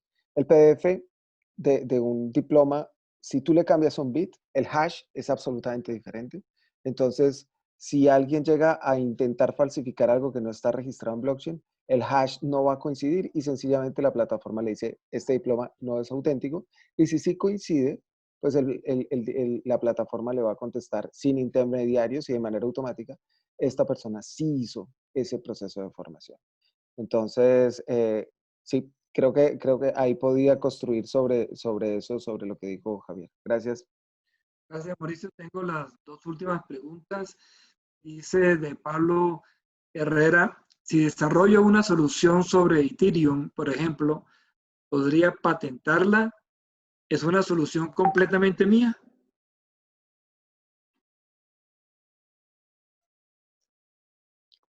Esa es una muy buena pregunta. No sé si alguien más quiere entrar para no. Eso iba a decir exactamente lo mismo. Dale, Diego. Es una muy buena pregunta y de hecho, pues al estar construyendo la cadena de bloques de Ethereum, pues esa parte desde luego no es patentable, pero sí se están formando productos que se pueden vender. No sé hasta qué, o sea, aquí entramos otra vez en la parte jurídica, no sé hasta qué punto podemos crear una patente porque va en contra de toda la mentalidad en la que está alrededor blockchain, pero, pero seguro todo lo que tiene que ver con la red Ethereum y el blockchain de Ethereum en particular, creo que esa parte sí no es patentable. Y seguro que alguno de los speakers me puede complementar más en eso. Sí, yo creo, Diego, como tú dijiste en tu presentación, creo que tendría el derecho moral de lo que desarrolló. Pero como es código abierto, la idea es que todos puedan ir construyendo sobre lo que otros han venido desarrollando y de ahí nace esa innovación tan rápida y tan exponencial que hay en ese medio. Exacto. Bueno, la última pregunta es, Jaime Uribe dice, en Colombia, ¿qué usos estamos haciendo de esta tecnología de blockchain para los sectores de retail y de manufactura? Si quieren la tomo. ¿Sí? Bueno, acá en Colombia en particular, sí lo estamos viendo muy asociado al proceso de negocio. Entonces, por ejemplo, cuando estamos viendo algún track del ERP, digamos, de un módulo del ERP, de cómo acompañamos esa estrategia de, por ejemplo, un proceso de un ERP o de un supply chain. Entonces, vemos es ya cómo le vamos a dar esa trazabilidad del paso a paso de este proceso. Entonces, a niveles, por ejemplo, de retail y manufactura, sobre todo en la interacción con los aliados, ya sea transportistas, ya sea, de hecho, puedo llegar a tener la trazabilidad hasta el productor. Entonces, voy mapeando en una red de blockchain todos estos diversos actores y lo que buscaría acá es sobre todo esa trazabilidad del paso a paso. Entonces ya dependiendo, por ejemplo, del proceso de negocio que esté soportando, busco es el nivel de detalle de profundidad. Entonces puedo hacerle esa trazabilidad del paso a paso que siguió un producto hasta que llegó casi que a la estantería. Eso es lo que hemos visto. En manufactura es certificar, por ejemplo, el origen. Entonces, en el caso de este que les mencionaba de Certified Origins en Italia, ellos entonces están trabajando es para garantizar un nivel de pureza de sus productos. Y para esto entonces hay un proceso que tienen que seguir y yo voy a tener step by step mapeado garantizando de que para que un producto sea certificado haya seguido un correcto camino. Y para eso me soporto en la red de blockchain. En Colombia, entonces sí, estamos muy apoyando esos procesos de ERP, de supply chain, para fortalecer, digamos, este tipo de procesos comerciales. Muchas gracias, Javier, y muchas gracias a los panelistas. Las presentaciones muy buenas. Yo creo que hemos dado una visión bastante completa desde el nacimiento de esta tecnología, lo que hoy en día se está haciendo en diferentes países, los casos de uso que hemos venido hablando, lo que se está haciendo a nivel financiero con los bancos centrales, que no es nada fácil, son muy complejos y vemos que llevan ya un par de años trabajando en cómo poder implementar y tener la seguridad que esto va a funcionar bien, y yo creo que ellos tienen uno de los retos más fuertes, los bancos centrales, de cómo manejar el tema financiero por ahí. Entonces, le deseamos una feliz noche a todos. Muchas gracias por conectarse. Vamos a invitarlo de una vez a la siguiente sesión. Este jueves que viene vamos a tener una plenaria regional con participación de diferentes países. Vamos a hablar del lado humano, de qué es lo que están haciendo las compañías en poder mantener el nivel digamos, ambiente de sus empleados con este reto del trabajo remoto, cómo pueden estar ellos permanentemente activos, cómo se hacen hoy en día las nuevas incorporaciones cuando es todo en forma remota, ver cómo los empleados pueden apropiarse de la cultura de la empresa estando trabajando en forma remota. Vamos a responder esa serie de preguntas con casos de buenas prácticas que se tienen en nuestros países, de modo que están invitados para el próximo jueves a las 6 de la tarde hora de Colombia para tocar estos temas, los retos que las compañías están teniendo para poner y mantener a sus empleados entusiasmados y que puedan dar el mejor desempeño posible con estos retos de trabajar en forma remota. Muchas gracias a todos y que tengan una feliz noche.